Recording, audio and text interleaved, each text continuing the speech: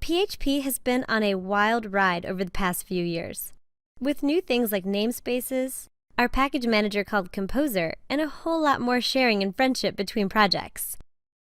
And in a lot of ways, Symfony has been in the driver's seat for all of that. So congrats on making it here. You're on a path to building great applications. Let's look at some facts. Symfony is a component library. This means that you can use any part of it in any PHP project, even that ugly legacy app they make you work on.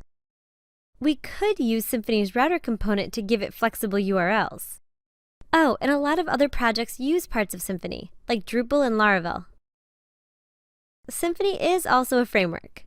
And because we don't have time to worry about putting a bunch of libraries together, we have the Symfony framework. This is a suggestion on how everything can work together in a consistent system. As you may have guessed by the title, we'll be using the Symfony framework here. Silex is another framework built on Symfony, and its goal is to be tiny and really easy to use. I know what you're wondering, should I use the Symfony framework or this Silex guy?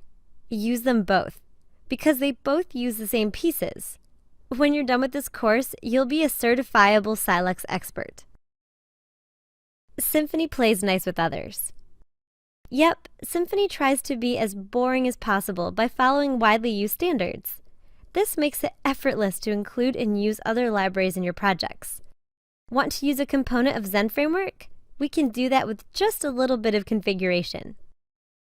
Symfony is one of the top 3 most watched PHP projects on GitHub, which means you won't be lonely. There's a lot of us out there working with it. In this course, we're going to kick off your journey by building an events application. To sweeten the deal, you'll also be mastering the most important concepts used across all frameworks and web apps in general. Because Symfony steals from, builds off of the shoulders of other giants. So even if you don't want to, when you're building something in Symfony, you'll be learning best practices and probably becoming a better developer. You've been warned. In this course, we've got some big goals. Start a new project using Symfony 2. Explore the core areas like routing, controllers, requests, responses, and templating. Get comfortable with a few new tricks, like using Doctrine for dealing with the database and code generation tools.